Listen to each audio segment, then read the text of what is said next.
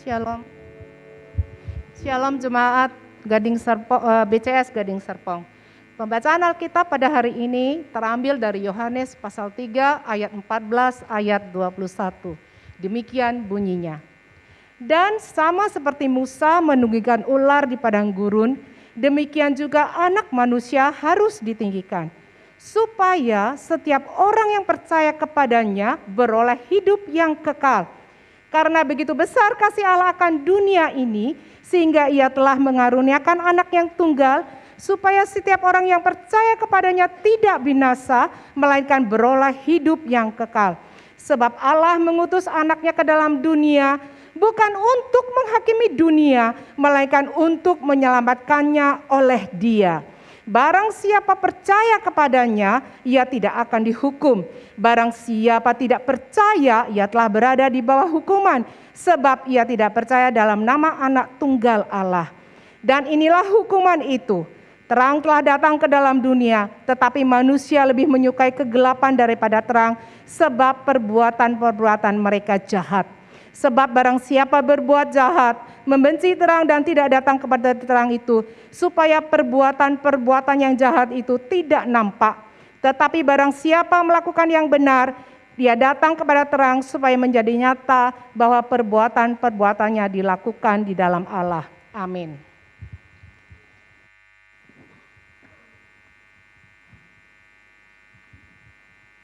Baik Bapak Ibu sekalian, mari kita berdoa sebelum kita mendengarkan firman Tuhan. Minta Tuhan menuntun kita bersama-sama.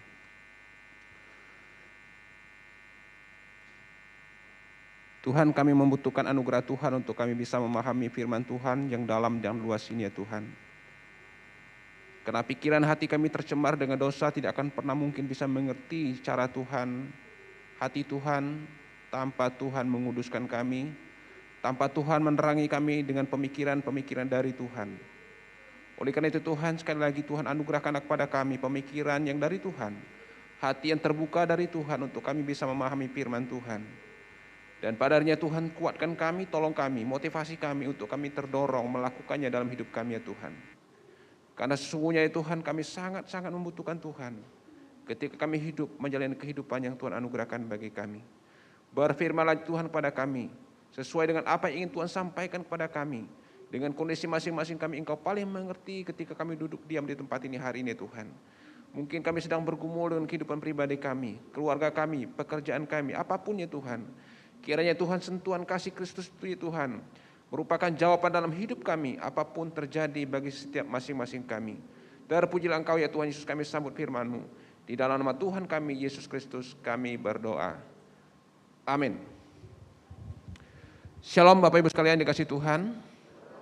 Ya, kita bersyukur hari ini di dalam anugerah Tuhan kita ada di tempat ini untuk kita kembali memikirkan, merenungkan firman Tuhan hari ini. Saudara dikasih Tuhan Yesus Kristus, tadi sudah dibacakan teks Alkitab kita di dalam Yohanes. Saya akan fokus kepada Yohanes 3:16, saya ulangi, karena begitu besar kasih Allah akan dunia ini, sehingga Ia telah mengaruniakan Anaknya yang tunggal, supaya setiap orang percaya kepadanya tidak binasa, melainkan beroleh hidup yang kekal. Saudara, teks ini sudah tidak asing lagi bagi kita. Teks ini berulang kali kita dengar, kita baca, bahkan kita hafal. Tapi saudara, setiap kali kita membaca, merenungkan ini, terlalu banyak pesan yang begitu kaya dan dalamnya pesan firman Tuhan ini, khususnya berkenaan dengan bagaimana Allah mencintai dan mengasihi saudara dan saya. Saudara dikasih Yesus Kristus, kalau kita bicara hari ini, konteks sekarang ini, di dalam momentum Natal ini, Natal itu selalu mengingatkan rangkaian rentetan peristiwa, misi penyelamatan yang sedang Allah kerjakan bagi umat manusia yang percaya. Sekali lagi, Natal itu merupakan rentetan peristiwa, misi Allah menyelamatkan umat manusia yang menjadi umat kepunyaannya. Dari Natal itu nanti kita akan melihat bagaimana Tuhan misinya tergenapi di atas kayu salib. Tentunya rentetan itu tidak bisa kita pisahkan. Natal sampai pada dengan rentetan peristiwa salib, bahkan pengangkatan Yesus ke surga. Saudara dikasih Yesus Kristus, karena itu saudara, kalau kita melihat, memperhatikan, melihat ke belakang sebentar bagaimana kejatuhan manusia pertama itu Adam dan Hawa ketika mereka jatuh dalam dosa. Ternyata Allah tidak membuang mereka. Allah tidak menyingkirkan manusia. Tetapi Allah punya solusi terhadap persoalan manusia, persoalan dosa itu. Allah tidak membuang mereka, tetapi Allah dengan kasih-Nya, dengan pengorbanannya, Dia mengutus anaknya datang ke dalam dunia ini sebagaimana teks yang kita baca ini. Untuk apa? Membersihkan persoalan yang paling hakiki dalam hidup manusia, persoalan dosa. Saudara, kalau tidak ada dosa, kita hari ini tidak ada persoalan, saudara. Tetapi akar setiap persoalan saya dan saudara itu adalah persoalan dosa. Maka persoalan itulah yang paling utama yang Allah selesaikan. Misi penyelamatan yang Allah kerjakan bagi hidupku dan bagi hidup saudara. Saudara, yang pertama saya ingin mengajak saudara memikirkan dalam Yohanes pasal 3 ayat 16 ini, hati Bapa. Hati Bapa. Bisa ya, hati Bapa ya. Saudara, di situ ada kata dunia, saudara. Dunia itu bicara dengan kosmos, saudara. Bicara kosmos. Dunia itu bukan berbicara tentang alam semesta. Tapi dunia itu adalah bicara manusia. Allah mencintai manusia. Allah mencintai orang-orang di dalamnya.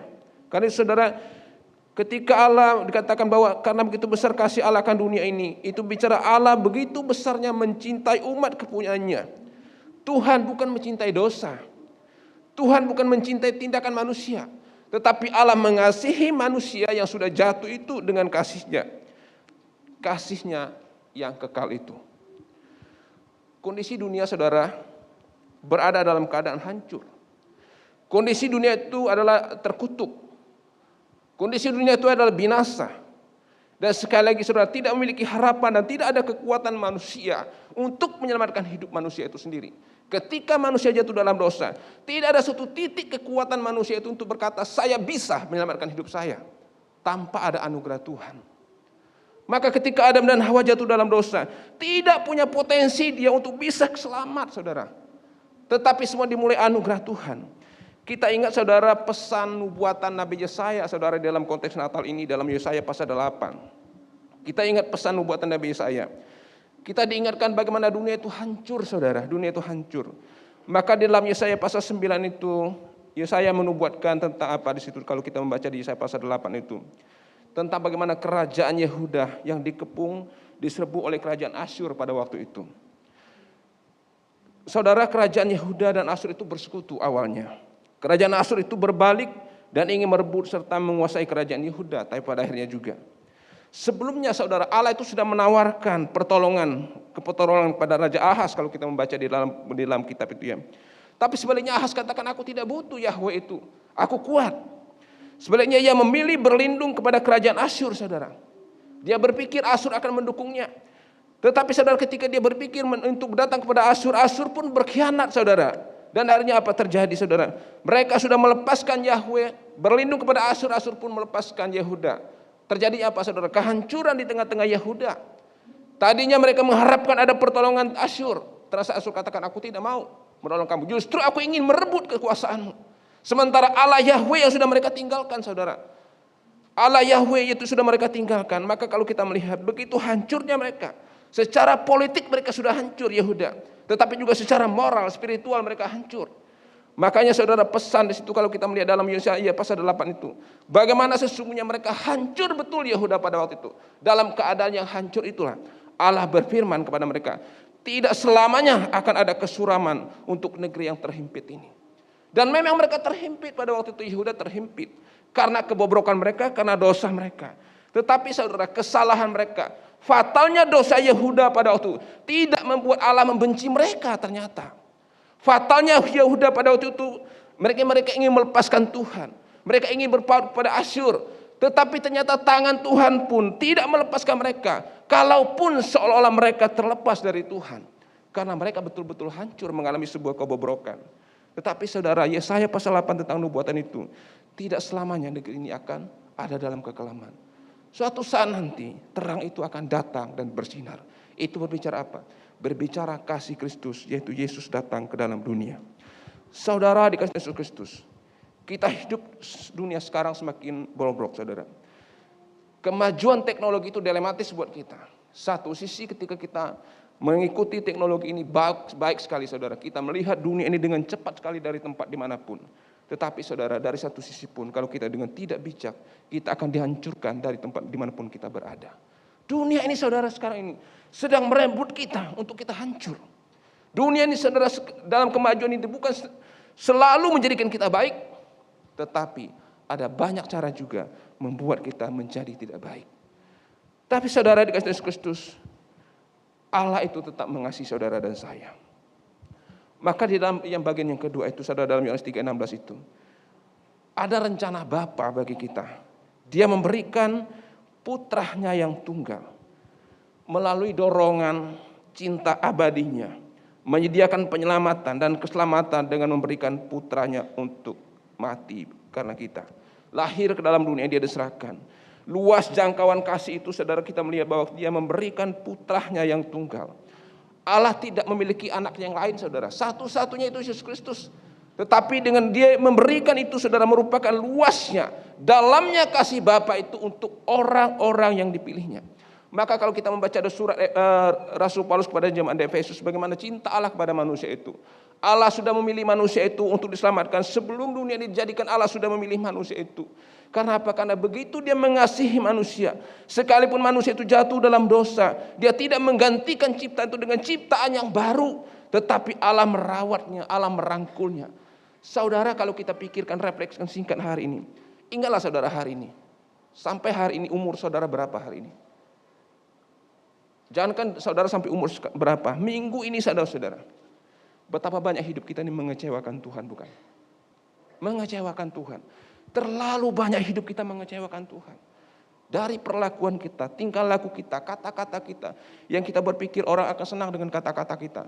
Sekali kita ngomong, saudara, 1000 orang tersakiti di media sosial, saudara. Tetapi saudara, Allah itu ternyata mengasihi kita.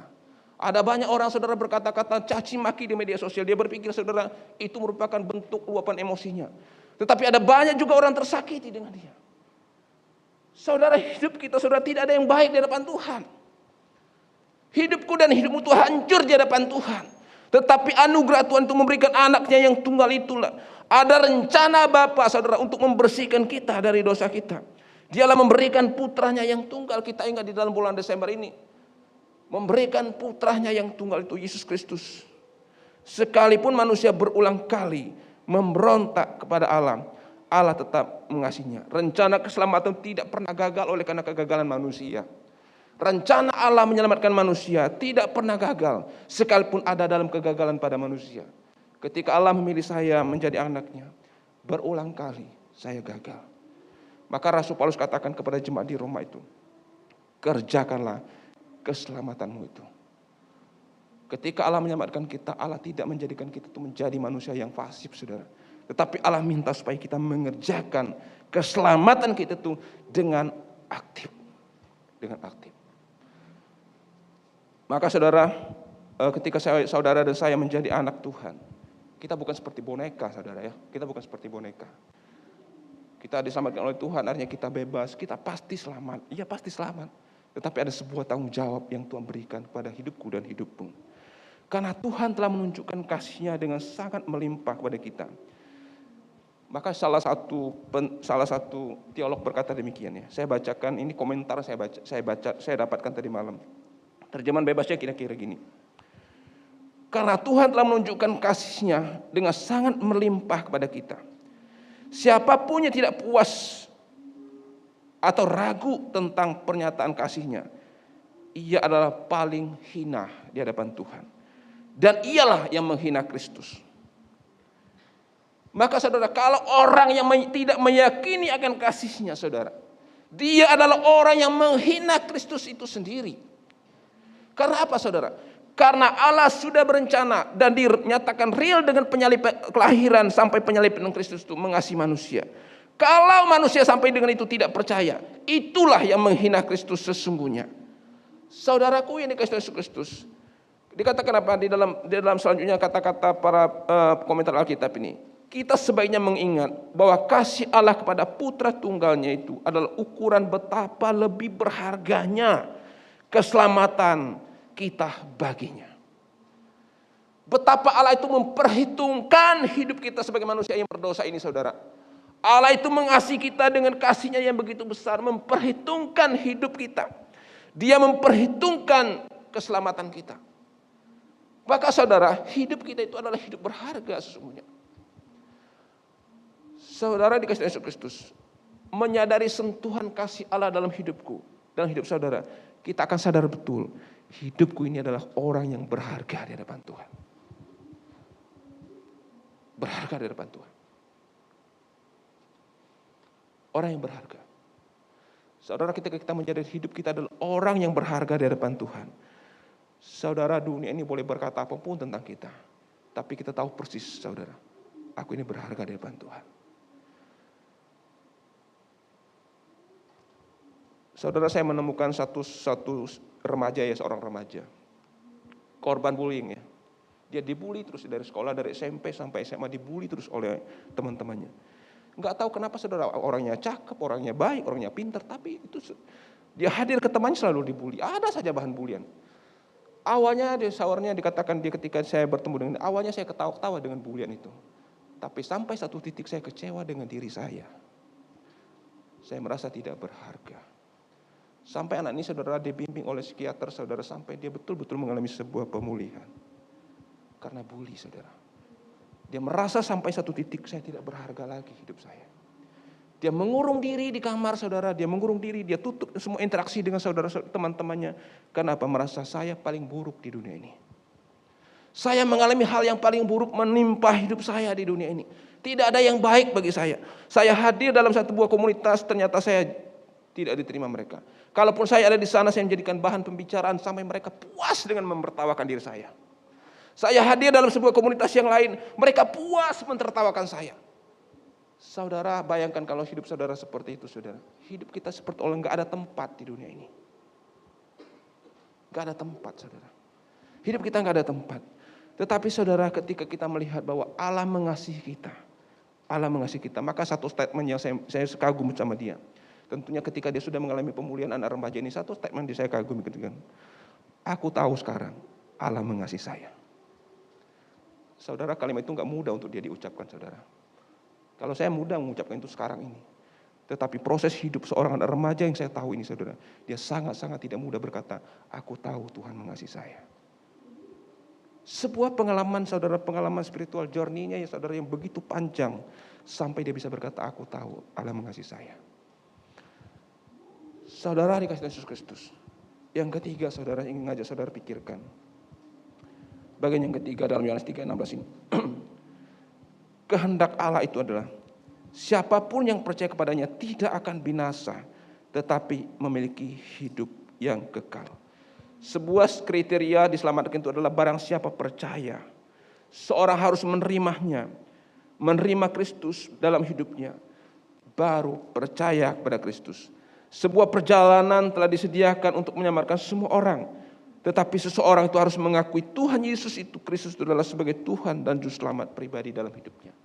Allah menghendaki, saudara, supaya setiap orang itu menjadi umat kepunyaannya. Menjadi bagian di dalam karya dan rancangan Allah dalam menyelamatkan dunia ini. Maka saudara, ketika dikatakan supaya setiap orang percaya kepadanya tidak binasa. Karena itu hati Bapa, saudara, supaya orang meresponi akan kasih itu. Yang sudah diproklamasinya kasih Bapa itu. Melalui kelahiran Yesus sampai kepada puncaknya kematian Yesus itu. Rentetan peristiwa misi penyelamatan manusia. Yang memberikan respon akan anugerah Tuhan itu. Maka dikatakan tidak akan binasa mereka. Melainkan beroleh hidup yang kekal.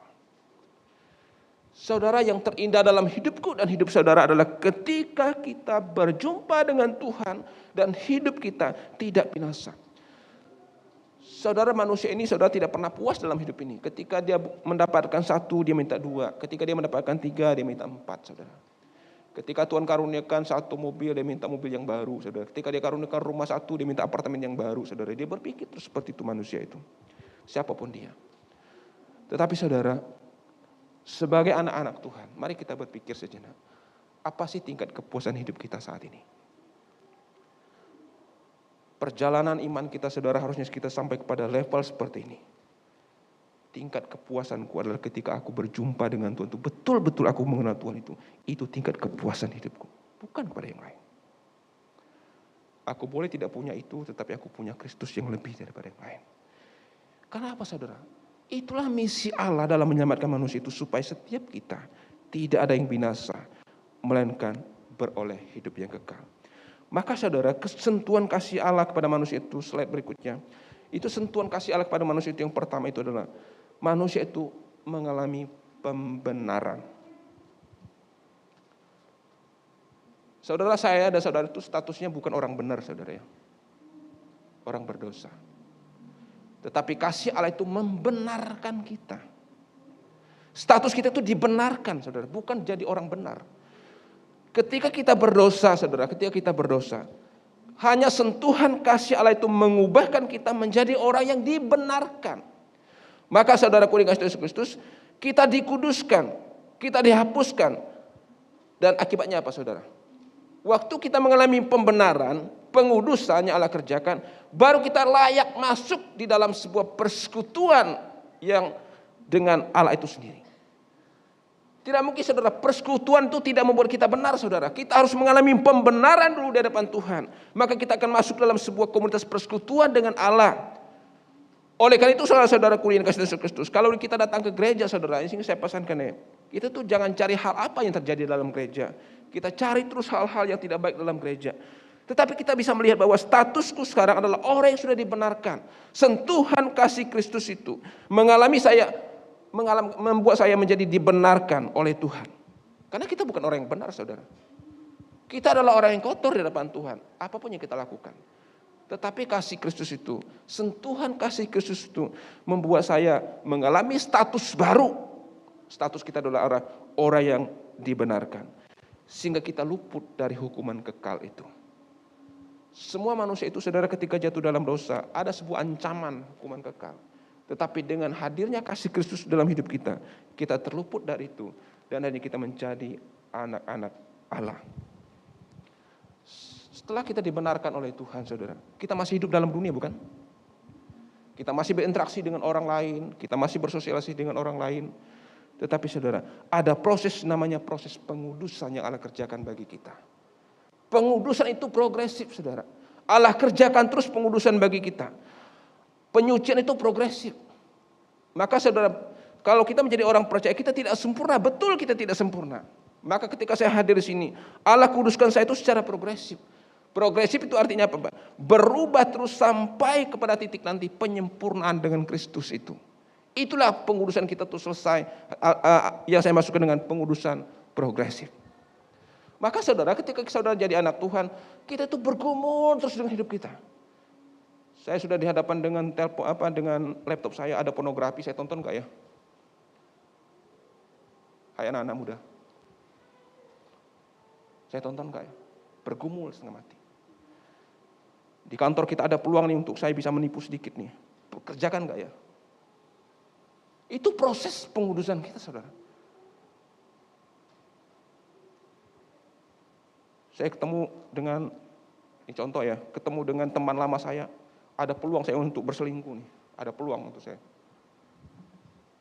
Saudara dikasih Yesus Kristus, saudara yang dikasih Yesus Kristus, hidupku dan hidup saudara-saudara itu berproses pengudusannya sampai kepada titik kesempurnaan nanti. Kesempurnaan nanti yang Allah kerjakan bagi kita. Makanya, saudara, mengalami sentuhan kasih Kristus, kita ingin evaluasi di kita. Sudahkah kita ini mengalami pembenaran yang Allah kerjakan dari hidup kita hari ke hari? Orang benar, saudara, kasih Kristus akan berbeda tentunya dengan orang yang belum dibenarkan. Status pembenaran itu, saudara, akan membuat kita berbeda dengan orang yang belum dibenarkan. Waktu Bapak Ibu bekerja di kantor, waktu seorang mahasiswa sedang mengikuti perkuliahan, perujian, seorang Bapak Ibu, seorang usahawan, Bapak Ibu akan terlihat adanya perbedaan kita orang yang sudah dibenarkan atau belum dibenarkan. Status itu sangat menentukan, saudara, kasih Yesus Kristus. Mengerti status kita. Saudara tahu status kita laki dan perempuan? Tahu dong ya. Maka kita akan menempatkan saya sebagai seorang laki-laki. Saya seorang perempuan. Karena kita tahu status kita. Kalau saudara tahu status kita sebagai orang dibenarkan, saya harus tahu cara hidup saya seperti apa. Karena saya sudah disentuh dengan kasih Kristus itu. Seorang yang belum percaya pada Tuhan, bergaulnya boleh bebas, terserah mereka, saudara.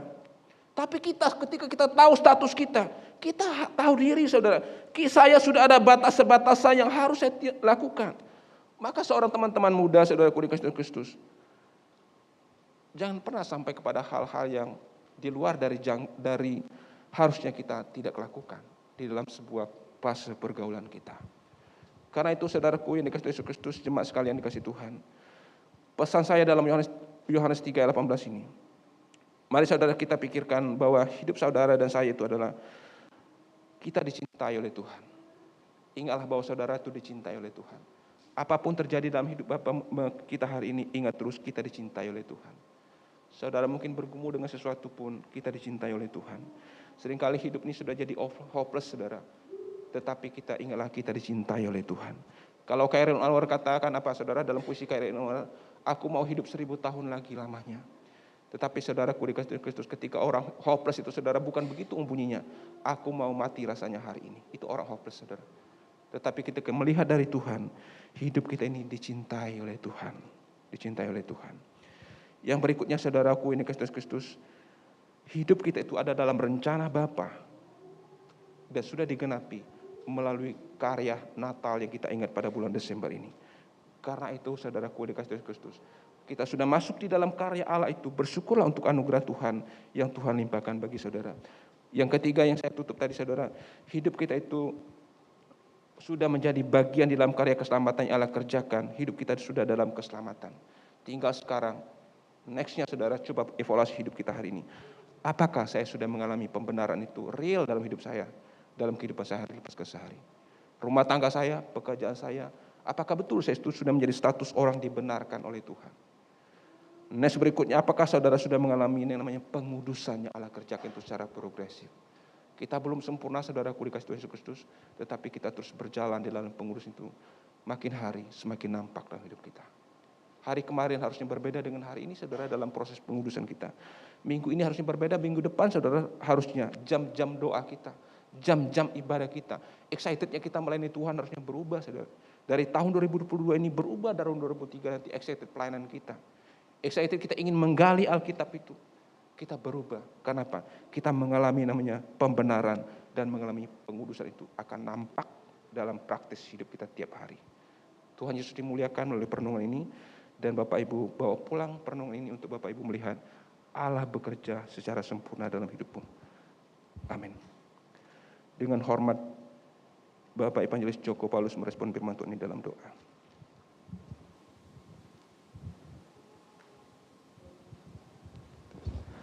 Mari kita berdoa.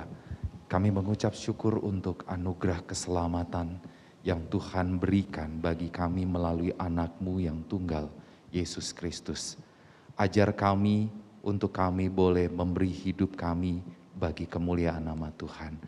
Tuhan, kiranya melalui kebenaran firman Tuhan boleh mendorong kami untuk tetap meresponi, menghargai akan kasih setia Tuhan yang besar yang kami nikmati sampai hari ini.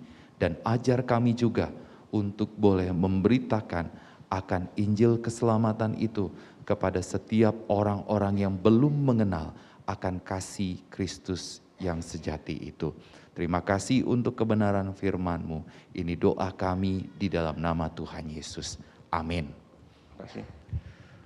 Bapak Ibu jemaat sekalian, hari ini kita akan menyaksikan